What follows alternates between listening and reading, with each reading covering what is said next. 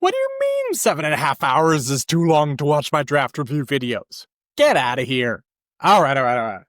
I'm going to hit you with the top takes, the best cards to draft for Disney Lorcana Fabled, so that you can make sure that you get your ideal ink curve from 1 all the way through 10.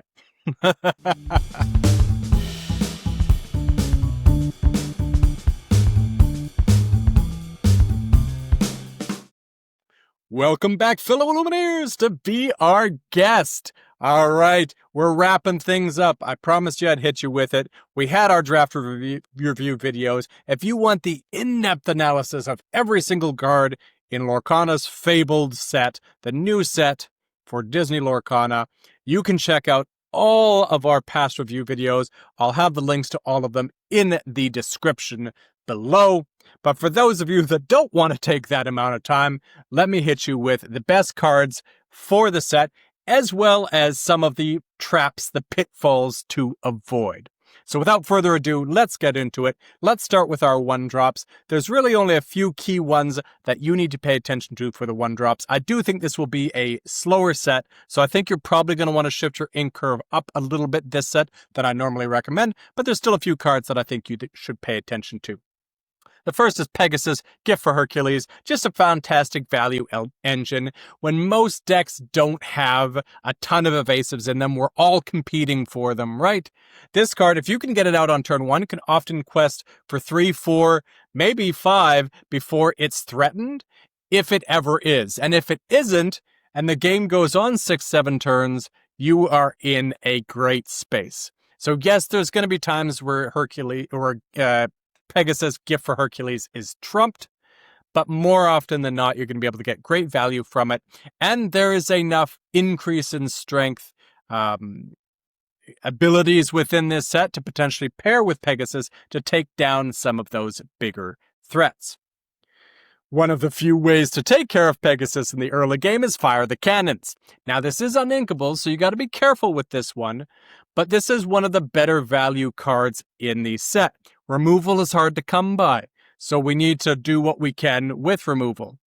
So yes, this isn't going to, on its own, take care of a bunch of characters in this set. However, whether it's a 3-2 or a Pegasus, there's going to be some cards that you can control in the early game with this, but more often than not, what this is going to do is going to be a really efficient answer to when your opponent gets their big characters out, is able to eliminate one of your smaller characters, and is left with 1 or 2 willpower left. Yes, that means that this is, to some degree, negative card advantage, but still, there's enough value there that for 1 ink, I think it's absolutely worth it. Improvise doesn't look like much, but more often than not, there's going to be times where you just need 1 more strength to kind of get over the hurdle. And worst case scenario, this card replaces itself, so it makes your deck effectively a 39 card deck. This isn't something that typically you're going to want to play on turns 3, 4, 5. Certainly not on 1. But it is a card that's going to come out later that's going to use maybe some superfluous ink, some extra ink, and give you just enough of an advantage to the fact that you couple it with replacing itself, and it's going to be good value. Nothing to write home about, but still good value. And last but not least, our dear friend Flounder here, shout out Jared from Citizens of Lorcana, don't look down on the 1-cost 2/2 vanillas. For me, they are so much better than the 1/3 vanillas because they actually can affect the board. Especially if my opponent's going more aggressive, maybe they play a 2-cost 2/2 2-lore evasive. Gosh, that would be amazing. 2-cost 2/2 2-lore. All right, I can take this out with it. Again, those aforementioned 2-cost 3/2s. It's affecting the board enough, and if you pair it with some strength buffs, then it can get even better value. So that's it from our 1-drops into the 2-drops. Speaking of strength buffs, one of the most powerful cards in the set at common and uncommon is Medallion Weights. This card wrecked people in Ursula's Return, and it's going to wreck people now. At uncommon, this is absurd. Now, you can have too many of these in your deck, but I would still be very happy with 2 of these in my deck. Because every turn, I get to buff a character and draw a card, and anyone that's playing item removal probably shouldn't, other than one that we'll talk about in a little bit. This is exceptional value. What is the right turn to play this? Is it turn 4 when you can use it right away? Is it turn 2 when your opponent's not being very aggressive? Or is it even later on in the game, once you've kind of settled things down a bit? That depends on your board state, but there is rarely a bad answer to playing medallion weights. Next, we've got LeFou, who is actually downshifted, and we forgot to mention this in the review video. Downshifted to uncommon. I pulled this before Dreamborn had updated their visuals. So LeFou Instigator is an ability that, when it was on an action, wasn't particularly good for limited because it cost you a card. But the fact that you get this ability to ready a character, even if they can't quest for the turn, and you get a 2/2 body on top of that, right? That's already 1 willpower less than vanilla, and you get this ability. Like, that's a good combination. So again, a 2/2 for 1 isn't anything to write home about, but you get the ability to ready a character, whether you want to ready a big-bodied character and challenge again, whether you want to ready a 2-lore or a 3-lore quester and protect them, whether you want to ready an opponent's bodyguard so that you can get through to the rest of their characters. There's lots of great opportunities to leverage this ability. Kuzco wanted Llama. So we know the draw card is powerful. The ability to quest for 1 or 2 or potentially more and then draw a card after is great. Again, with strength buffs. This with a medallion weights is chef's kiss.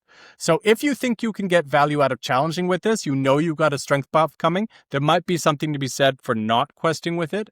But more often than not, just quest with it, get your 1 lore, get your card draw, and be happy that you've gained a lore, you've drawn a card, and you've distracted your opponent's character for a turn, and put 1 damage on there for what that's worth. Maybe your Fire the Cannons comes in there if they challenged it with a 3 willpower character, right? We've got a couple of these. We've got Cruella and we've got Jafar. The 2 cost 3 2s that get evasive on your turn. This is a really great value card. The 2 cost 3/2 vanillas were already pretty solid, right? They were taking care of a lot of business. The fact that you can get evasive on your turn and deal with a lot of those evasive threats that are out there, the 2/3/2 lures, Dumbo if your opponent has that, my goodness, right? Really great value for that. All right, that's it for our 2 drops. Into our 3 drops. Now, I'm trying to emphasize strictly commons and uncommons, not strictly, mostly commons and uncommons in this video, because that's what you're going to see most. A lot of these really balmy, splashy, super rares, legendaries kind of speak for themselves. But every once in a while, I'm going to highlight one of those, either because it's innocuous and maybe you wouldn't realize how good it is, or in the case of Pongo, it's just so darn good, I can't possibly avoid speaking to it, or more specifically, so far and away better than most of the alternative options. So for example, I'm not going to highlight the 4-cost Dumbo later because it's very self-evident, but there's lots of good 4 drops. Pongo's one that is so far and away better than pretty much every other 3 drop other than maybe Strength of a Raging Fire that I wanted to highlight it. It's an inkable 3/2/1 already, not a terrible body, but the fact that you can play this on 5, pay 2, and get a card right away. You get to draw a card almost all the time. If your deck isn't the majority, vast majority characters, you're drafting wrong. Chances are your deck should have 35 plus characters in it, which means this is hitting pretty much every time it's effectively drawing a card. So the fact that you can on 5 play this and draw a card right away, and then every subsequent turn, every spare 2 ink that you've got, you get to draw a card. That is insane value. And you don't have to have a challenge involved like medallion weights. You don't have to run a character into anything like medallion weights. Medallion weights is still fantastic, but this is just draw a card pretty much no matter what. So yes, it is a super rare. I think it might have even been downshifted to a rare.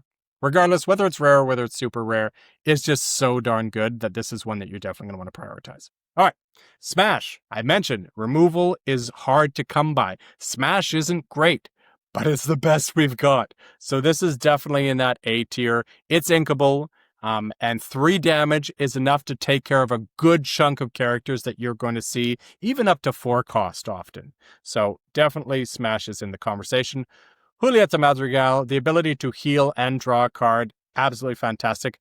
If you can't heal and thus draw a card, don't play this, right? Hold on to it. Unless there is nothing else you could possibly do, it's the only card you can play, and you just need to start questing with any old body. Hopefully that situation never comes up. But yeah, get the card draw out of this. I mentioned the item removal earlier. I despise most item removal in Limited because there just isn't enough items worth removing. Medallion Weights is pretty much the only one in the set, and even though it's uncommon, the chances are that you're going to see more than one of them in one game of one whole draft is relatively unlikely. However, Wildcat is, at a base minimum, a 3-cost 2/3 1-lore evasive, which is solid. Right? Again, nothing to write home about, but pretty solid. You couple that with the fact that you've got a kind of release valve, you've got a plan B in case the opponent does have a worthwhile item. Great, right? Good option to have. Pretty much every other item removal I don't like in Limited, but Wildcat is the exception. Dumbo, the Flying Elephant. This is the uncommon 3-drop, the 2/2 1-lore evasive that you can give a character evasive until the start of your next turn, right? I just mentioned 2/3 1 for 3 is good, solid, right? So this is less than that, but you give another character evasive until the start of your next turn. So basically look at it as the ability with a body attached on. I'm going to talk about in traps later how we don't just want the ability, but combine that with a body left behind, especially an evasive body, and that is excellent value, right? A 2-cost 2/2 1-lore evasive is good. Maybe not exceptional, but good to very good. For 1 extra ink, being able to either protect one of your questers or get one of your bigger bodies up in the air to challenge one of your opponent's evasive threats is great value. Right? And even if I wanted to give one of my big bodies evasive to take on one of my opponent's big bodies. So there's something to be said for getting maximum value out of your cards. If I've got a 4-cost 4/4 on the board, and my opponent's got a 3-cost 3/4, and I can challenge into that, but then my opponent can run their 1-drop into it. I still get a 2-for-1, but maybe not the best 2-for-1. But now all of a sudden I give it evasive, and my opponents can't challenge back, and then they're trying to quest out, and they quest with their 4/4 now, or another 3/4, and I get to challenge into that again, then I'm really getting maximum value out of my 4/4, right? So there's another option to give something evasive. And worst case scenario, if you want to give your opponent's bodyguard evasive, so that again, you can free up to challenge the rest of their characters, that is a playline that you can use. It's probably not the best playline, but sometimes desperate times call for desperate measures. All right, I mentioned not wanting to highlight rares too much, but I felt this one, based on the conversation that I had with Rudrose on the review video, warrants talking about, which is Genie, Supportive Friend, the 4-cost uninkable 3/5 1-lore. When this character quests, you may shuffle into your deck and draw 3 cards. 4 ink for 1 lore and 3 cards is fantastic in Limited, is exceptional in Limited. The fact that it's uninkable isn't great, but I mentioned this in the review video. Even if you've just got to use it as a 3/5 body for 4, that's not awful. And if that's the worst case scenario, you're doing pretty good. So Genie isn't the best 4-drop. Dumbo and the Emerald Genie are absolutely above this, but it's still a pretty good 4-drop. This one should be very obvious. Tinkerbell, most helpful. 4-cost inkable 2/3 2-lore evasive. When you play this character, chosen character, it gets evasive this turn, not till the start of your next turn. But this is where you can use it to get one of your bodies up into the air to challenge one of your opponent's evasive threats, right? I've mentioned this before. Tinkerbell is so good on curve, on 4, that even if you don't have a good use for a second ability, you should probably still play her. Unless you have another 4-drop that's relatively close, and maybe you can wait for that value, but you don't know when your opponent's evasives are coming out, if they even have any, right? So don't hesitate to play her holding her back, just hoping that you can use that second ability. If you know your opponent's got an evasive threat and you can hold off a turn, right? Maybe it's not exerted yet. Maybe they just played it. Great. But don't hesitate to play her just because you're trying to get value out of that second ability. Dolores Madrigal. This is an easy one. Draw a card, right? I mentioned often that I don't like jumping through hoops. I don't like the cards that say I've got to have Anna to make this Elsa better. I've got to have Elsa to make this Anna better. And cards like that are so niche that I have to have a very specific set of circumstances come into play for this to be good. Dolores is not that. Your opponent having an exerted character happens almost every turn of every game of Limited. It is the easiest of hoops to jump through. And the fact that you get to pay for to draw a card and are left with a 3/3 2 lore body is fantastic, right? So really happy with Dolores. Moana is not a, super flashy card, 4-cost, inkable, 3/4, 1 lore evasive, but it controls most of the evasive threats in this set, and that is worth drafting. Not necessarily super highly, but definitely kind of that mid-B tier range. On to the 5s. This, again, should hopefully come as no surprise. Queen of Hearts, Sensing Weakness, inkable, 5-cost, 4/3, 1 lore. Whenever one of your characters challenges another character, you may draw a card. It has shift too. Chances are I never want to shift this, because I don't want to be challenging with this. Yes, she triggers herself when she challenges, but she is so valuable that you want to just leave her behind as much as possible. What is amazing about this is that it can trigger multiple times per turn. It doesn't require banishment, just challenge. So if I want to run my 1-drop into something just to get an extra card, I can. And she's got a semi-decent body, right? She doesn't get banished to fire the cannons, for example. So she is just so good. So the best case scenario with her is play 1 into 2 into 3 into 4. Probably your 1 or 2 drop might be gone, but maybe your 3 or 4 drops are still around. You can play her on 5, do 2+ challenges, draw a couple of cards, then you're off to the races. Absolutely. So control the early game so that you can take advantage of her, but have at least 1 or 2 characters left behind to take advantage of her as soon as she drops, right? And don't be challenging with her if you can get away with it. Like if you have to challenge with her, you got to do what you got to do. But if you can afford to just hold her back and make your opponent have that removal, then do that. Jasmine Fearless Princess. So this is one that, again, is a rare, but I want to highlight because it might not seem as good as it is. The fact that it's got 7 willpower and you can challenge an evasive character is going to, again, deal with most of those evasive threats, just like Moana. So for 1 more cost than Moana, I get 3 extra willpower.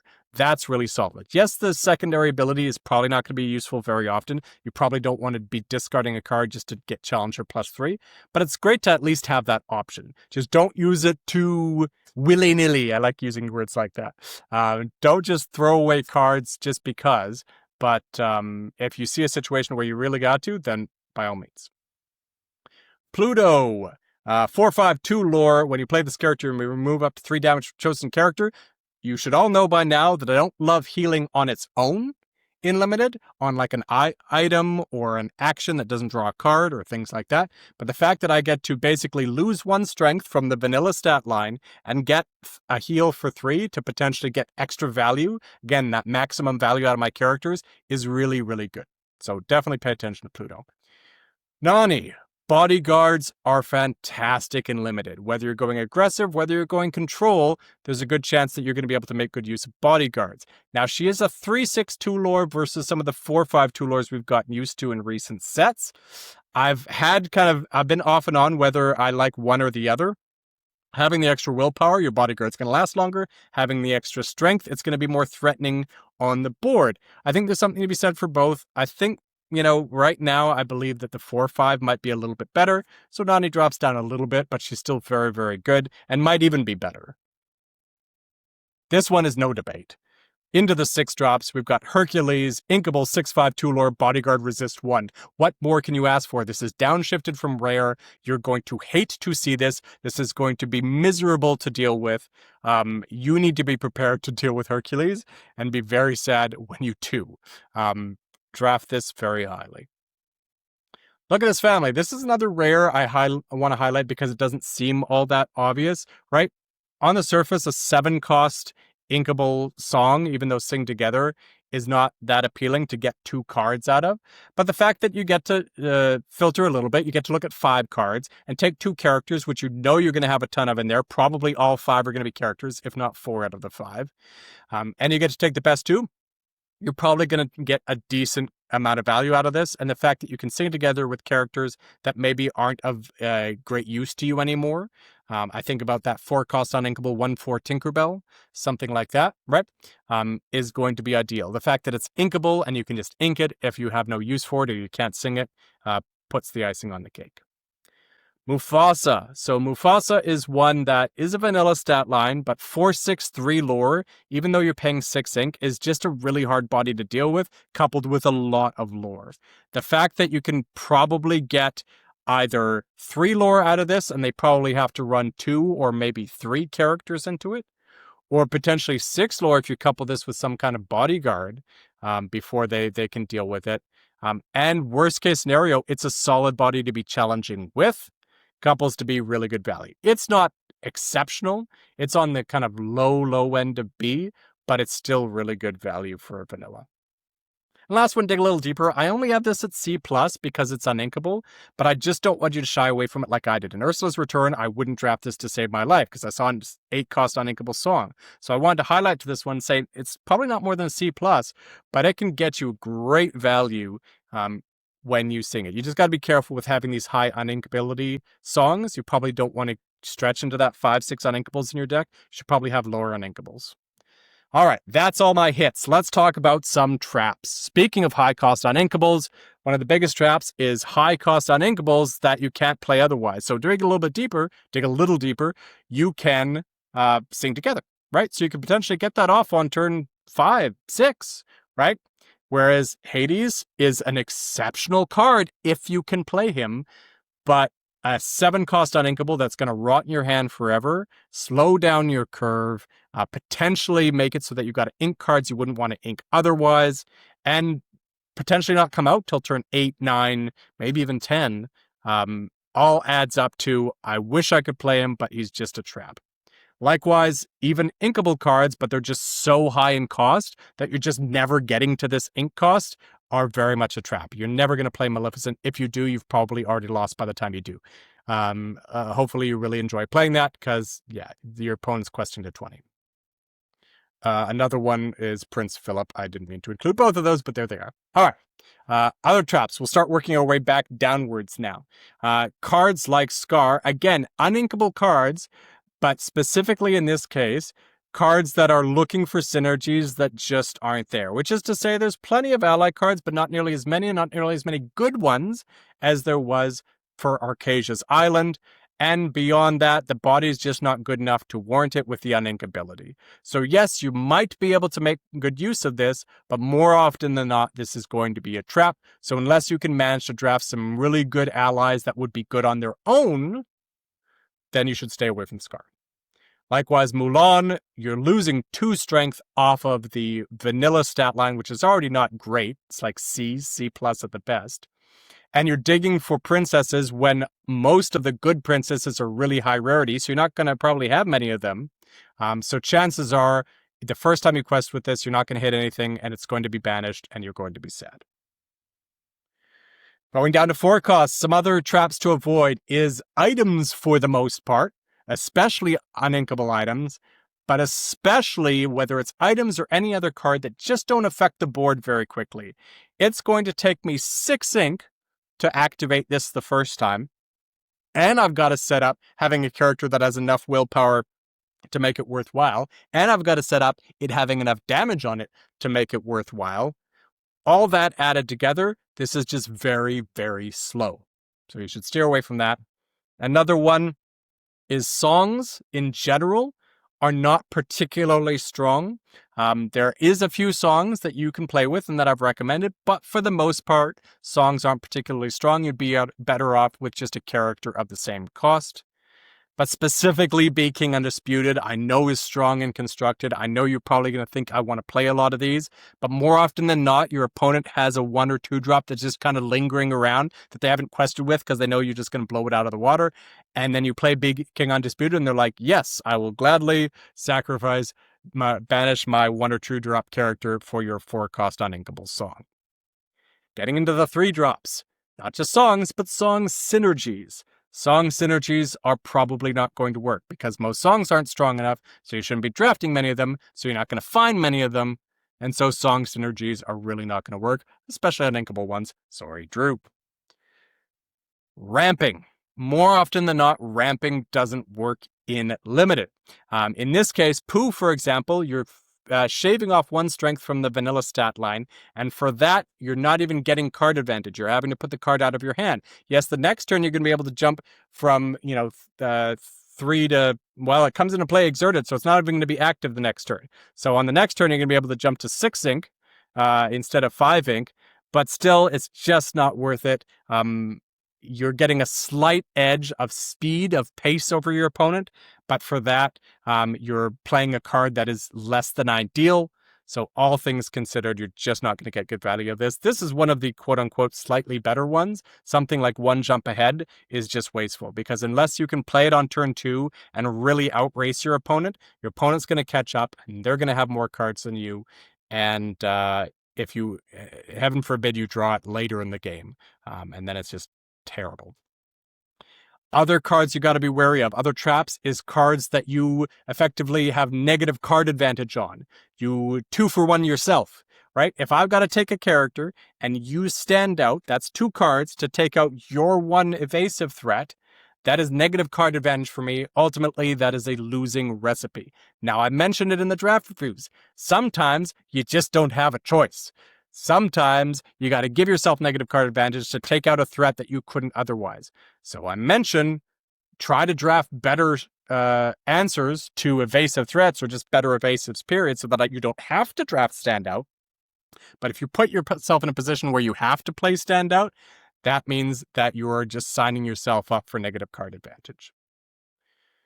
Now in the 2 drops, there's 2 polar ends of the spectrum you got to avoid. One is cards that are too aggressive. A card like Simba Scrappy Cub is uninkable, so you have to play it.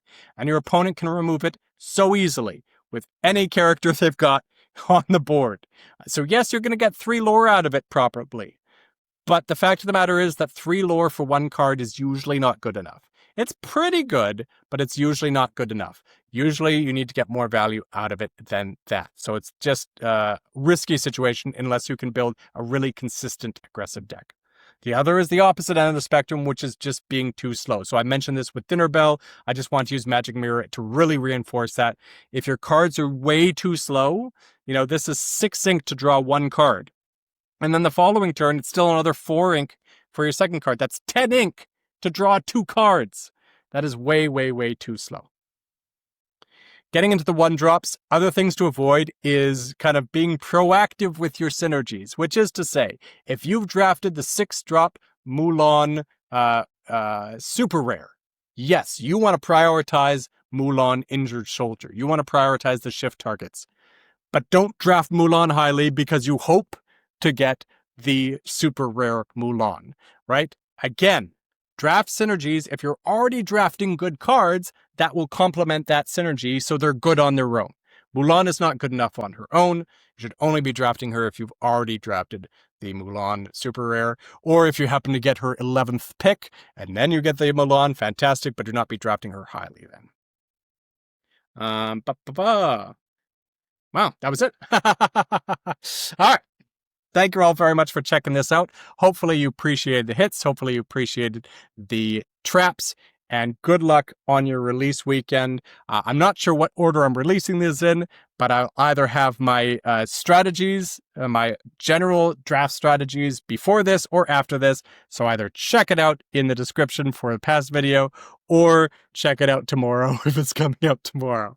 Thank you all so much. If this is the last time I'm seeing you, please share this out. Please put in the comments your thoughts on the set, but share this out to family and friends, to your community. We're trying to grow this limited space. We're trying to grow the momentum of this limited format, whether it's draft, whether it's sealed. And the fact of the matter is, the more people feel confident in playing the format, the more likely they're going to enjoy it and want to play it again. So by sharing this out, hopefully you'll help them be more confident in playing themselves and want to play it more. So it benefits everybody.